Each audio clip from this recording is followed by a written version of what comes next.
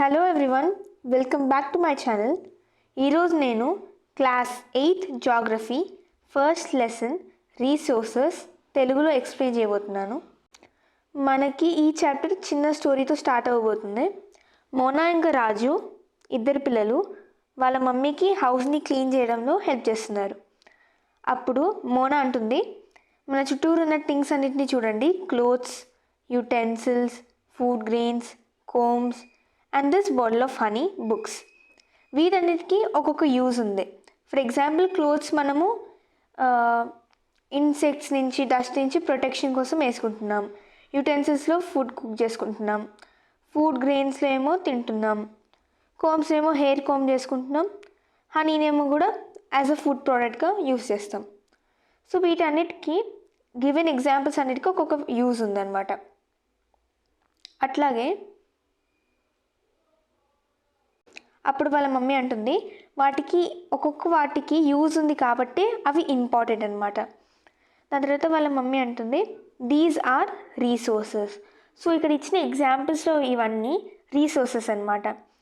రాజు అడుగుతాడు, what is a resource? Anything that can be used to satisfy need is a resource. So ఇది resource definition అనమాట. ఏదైనా anything, అది substance అయినా thing అయినా మన నీడ్ని సాటిస్ఫై చేస్తే దాన్ని ఒక రీసోర్స్ అంటాం. ఇది definition. Look around and observe. మనం చుట్టూరు చూసుకొని అబ్జర్వ్ చేస్తే మనకి మెనీ టైప్స్ ఆఫ్ రీసోర్సెస్ కనిపిస్తూ ఉంటాయి. మనం ఏదైతే వాటర్ తాగుతామో అది కూడా ఒక రీసోర్సే, ఎందుకంటే ఇట్ క్వెంచెస్ అవర్ థర్స్ట్. మనకి దాహం వేసినప్పుడు మనకి దాహం వేస్తే మనం వాటర్ తాగుతాం. అట్లాగే మన ఇంట్లో ఉన్న ఎలక్ట్రిసిటీ కూడా మనకి చాలా వేస్లో ఉపయోగపడుతుంది. మనం ఏదైతే రిక్షాలో స్కూల్కి వస్తామో అది కూడా మనల్ని పికప్ చేసుకొని డ్రాప్ చేస్తుంది. దీనికి కూడా ఒక యూజ్ ఉంది. ఇంకా మన స్కూల్కి వెళ్ళే నీడ్, ఇంకా ఇంటికి మళ్ళీ వచ్చే నీడ్ని కూడా సాటిస్ఫై చేస్తుంది. ఇంకా టెక్స్ట్ బుక్, ఏదైతే టెక్స్ట్ బుక్ ఉందో, ఫర్ ఎగ్జాంపుల్ ఇదే జాగ్రఫీ టెక్స్ట్ బుక్ ఉంది, దీనివల్ల మనం చాలా కంటెంట్ని నేర్చుకుంటున్నాం. సో ఇది మన నాలెడ్జ్ నీడ్ని కూడా సాటిస్ఫై చేస్తుంది కాబట్టి ఇది కూడా రీసోర్సే. ఇప్పుడు ఏమైందంటే వాళ్ళ ఫాదర్, మోనా ఇంకా రాజు ఫాదర్ ఒక టేస్టీ స్నాక్ తయారు చేశారంట. ఈ స్నాక్లో ఉన్న ఫ్రెష్ వెజిటేబుల్స్ కూడా ఒక రీసోర్సే అని వాళ్ళ మమ్మీ అంటుంది. సో ఇక్కడ అంటుంది, ఈ అన్ని ఎగ్జాంపుల్స్కి వాటర్, ఎలక్ట్రిసిటీ, రిక్షా, వెజిటేబుల్, ఇంకా టెక్స్ట్ బుక్, వీటన్నిటికీ ఒక కామన్గా ఏదో ఉంది. వీటన్నిటిని మనం యూస్ చేస్తున్నాం, అందుకని వీటికి యూటిలిటీ ఉంది. యూటిలిటీ అంటే ఏంటంటే ఎనీ రిసోర్స్కి ఒక యూజ్ ఉంటే దానికి యూటిలిటీ అని ఉంది అని మనం అనవచ్చు.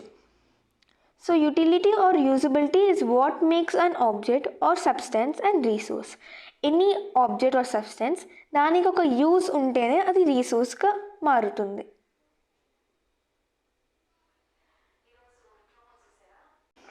ఓకే, దాని తర్వాత రాజు అడుగుతారు, మనకి ఇక్కడ ఏదైతే కేస్ బేస్డ్ స్టడీలో క్వశ్చన్స్ ఉంటాయో ఇలాంటి క్వశ్చన్స్ కూడా రావచ్చు. How does something become a resource అంటే ఆన్సర్ మనకి ఇక్కడే ఉంది టెక్స్ట్ బుక్లో. అమ్మతోటి చిల్డ్రన్, థింగ్స్ ఏదో ఒక సబ్స్టెన్స్ రీసోర్స్ ఎప్పుడు అవుతుందంటే వాటికి వాల్యూ ఉన్నప్పుడే రీసోర్స్ అవుతుంది. ఇక్కడ నేను అది బాక్స్ పెడుతున్నాను చూడండి. ఓకే, సో ఎప్పుడైతే వాటికి వాల్యూ ఉంటుందో అప్పుడే ఒక రీసోర్స్ అవుతుంది. ఫర్ ఎగ్జాంపుల్ కోల్ అనుకుందాం. కోల్కి కూడా మార్కెట్ వాల్యూ ఉంది. క్రూడ్ ఆయిల్ అంటే రా పెట్రోలియం, దానికి కూడా ఒక మార్కెట్ వాల్యూ ఉంది కాబట్టి అది ఒక ఇంపార్టెంట్ రీసోర్స్. ప్లస్ దానికి ఒక యూసేజ్ ఉంది. ఫర్ ఎగ్జాంపుల్ కోల్ని చూస్తే మనం థర్మల్ పవర్ ఇండస్ట్రీస్లో కోల్ని యూస్ చేస్తాం, ఎందుకంటే ఎలక్ట్రిసిటీని మ్యానుఫ్యాక్చర్ చేయడానికి. సో కోల్కి ఒక యూజ్ ఉంది. ఆ యూజ్ ఏంది? ఎలక్ట్రిసిటీని మనం మ్యానుఫ్యాక్చర్ చేస్తున్నాం.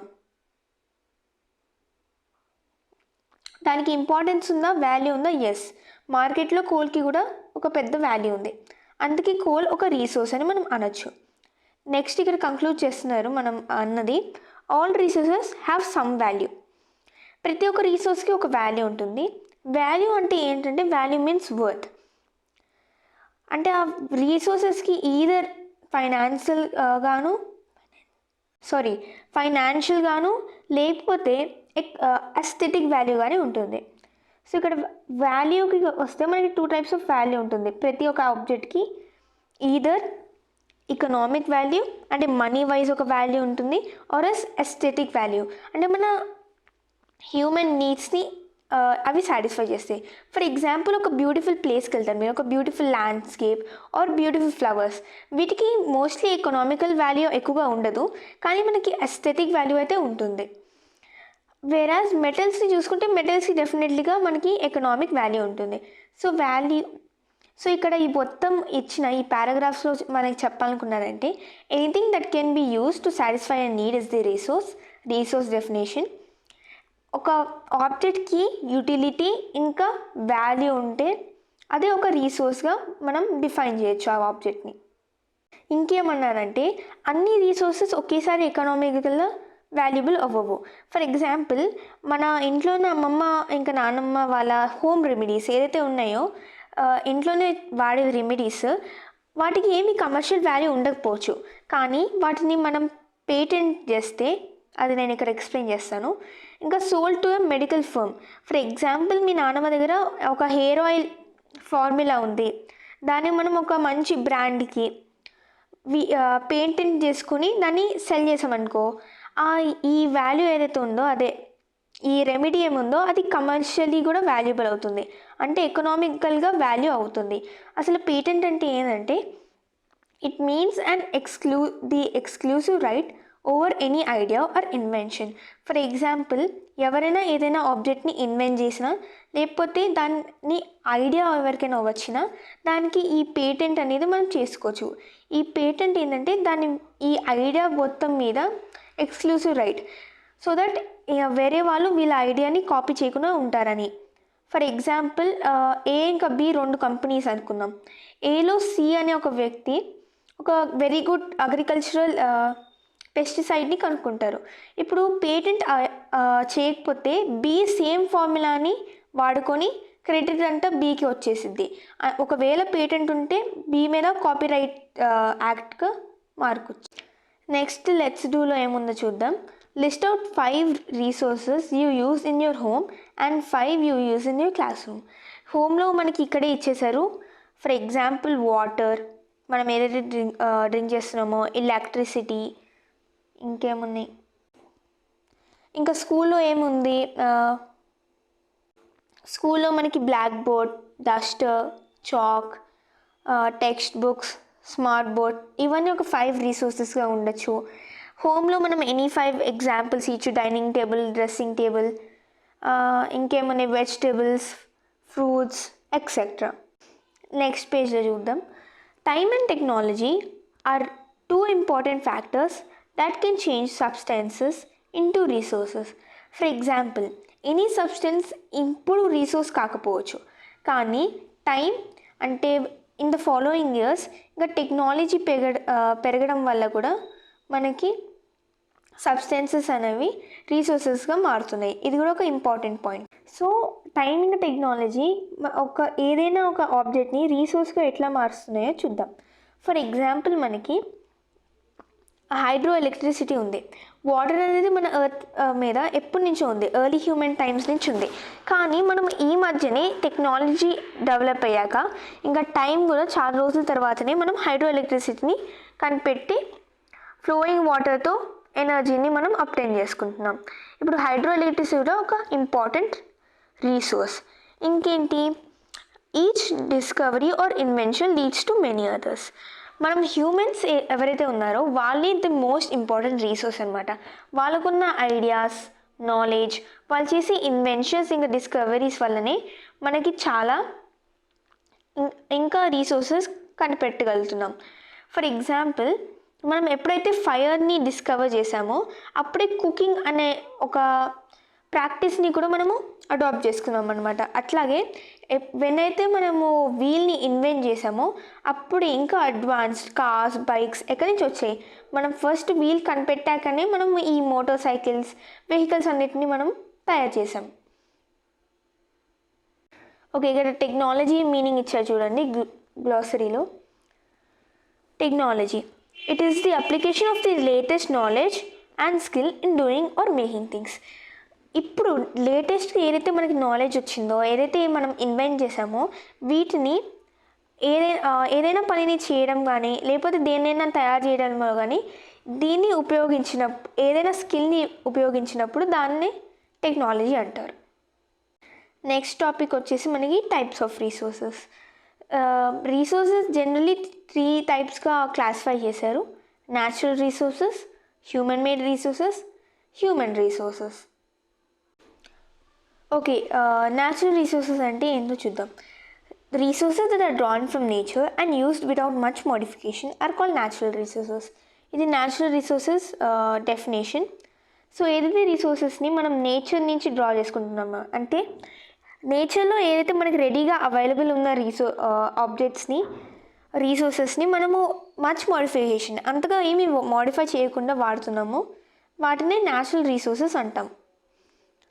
For example water, minerals, soils etcetera. ఏదైతే వాటర్ ఉందో మనం ప్యూరిఫికేషన్ చేస్తున్నాం కానీ వాటర్ని ఆ లిక్విడ్ స్టేట్లోనే మనము యూస్ చేస్తున్నాం. అట్లాగే సాయిల్ ఏదైతే ఉందో అది దానిలో మనం క్రాప్స్ పెంచుతున్నాం ఎక్సెట్రా. సో ఇవన్నీ మనకి నేచరే ప్రొవైడ్ చేస్తుంది ఫ్రీగా. వీటిని మనం ఎక్కువగా మోడిఫై చేయకుండా యూస్ చేస్తున్నాం.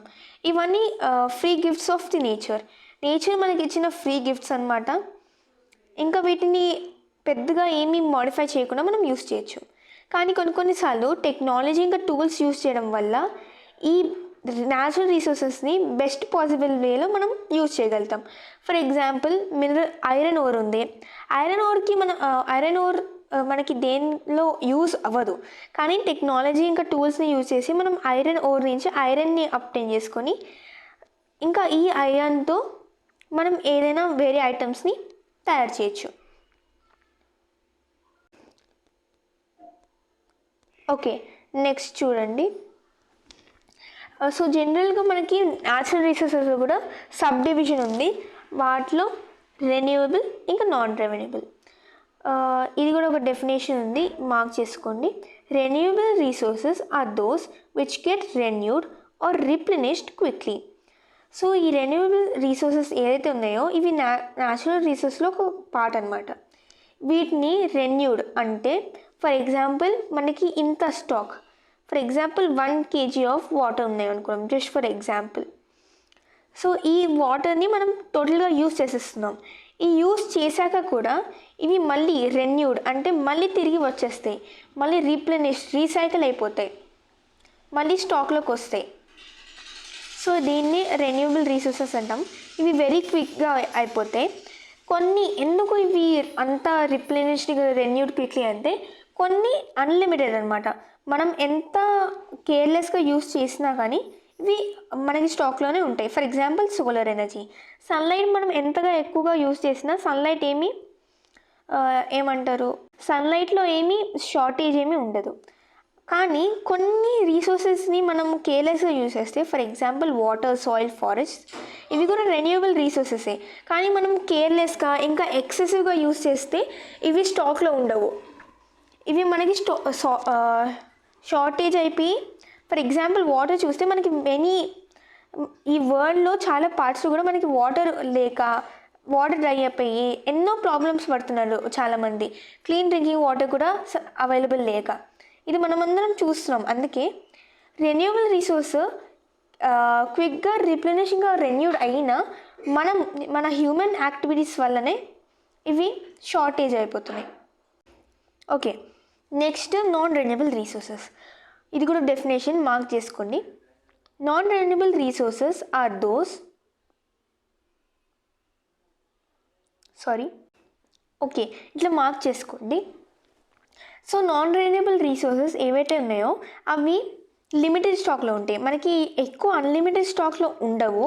Plus one stock is exhausted, stock మొత్తం మనం వాడుకున్నాక మిలియన్స్ కానీ థౌజండ్స్ ఆఫ్ ఇయర్స్ తీసుకుంటాయి ఇవి రిప్లెనిష్ కానీ లేకపోతే రీసైకిల్ కానీ అవ్వడానికి.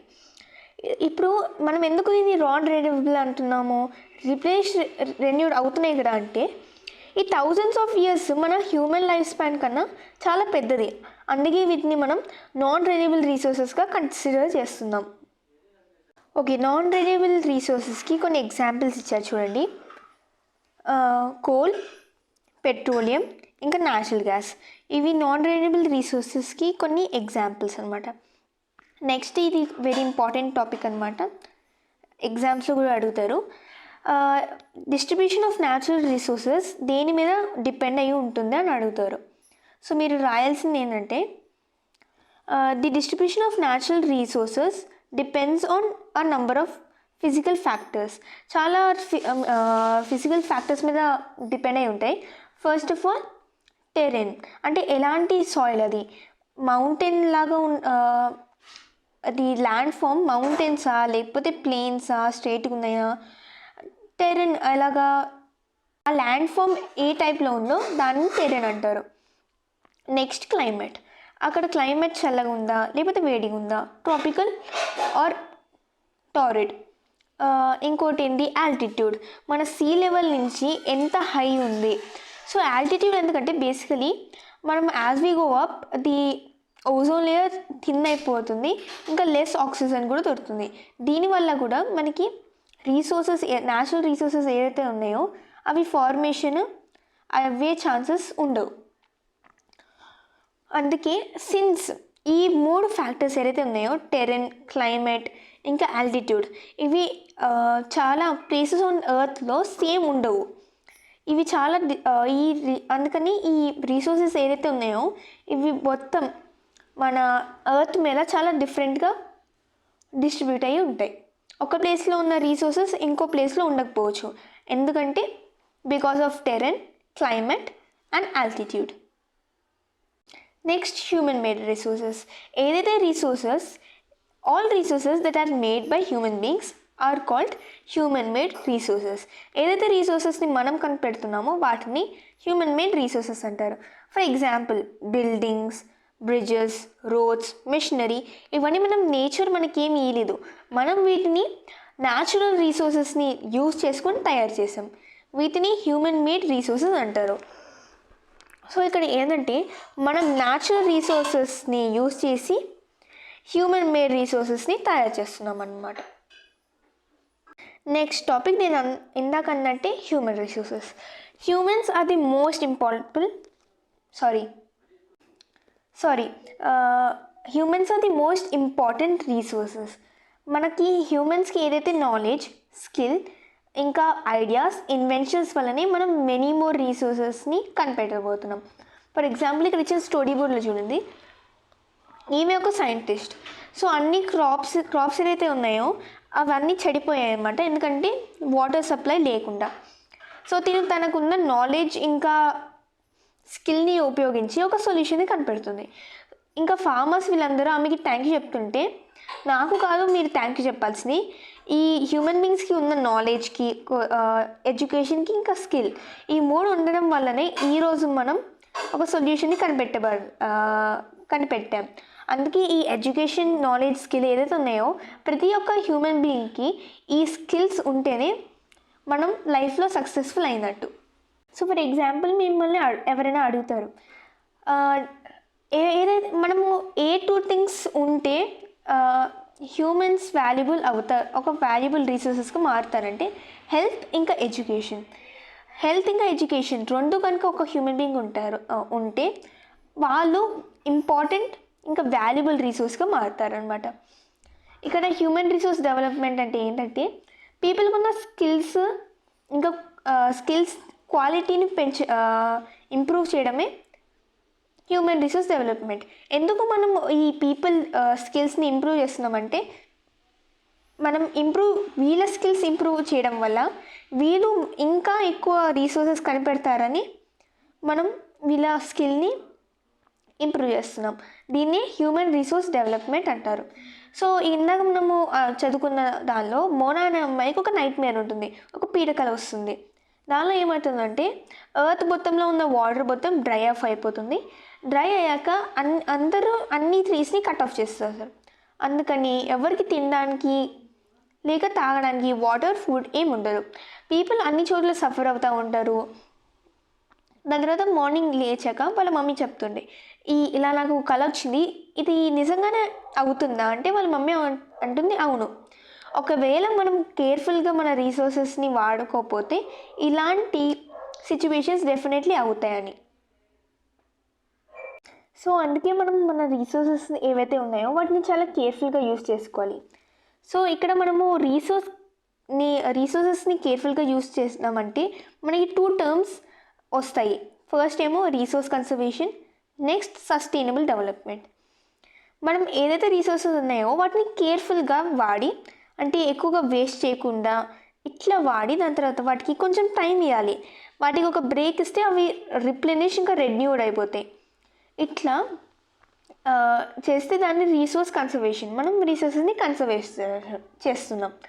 సస్టైనబుల్ డెవలప్మెంట్ అంటే మనము రీసోర్స్ వాడాలన్న నీడ్ని తగ్గించి, ఫర్ ఎగ్జాంపుల్ ఊరికి ఫ్యాన్స్ ఆన్ చేయకుండా ఎలక్ట్రిసిటీని వాడే అవసరం లేకుండా చేసి వాటిని ఫ్యూచర్ కోసం కూడా కన్సర్వ్ చేయడం.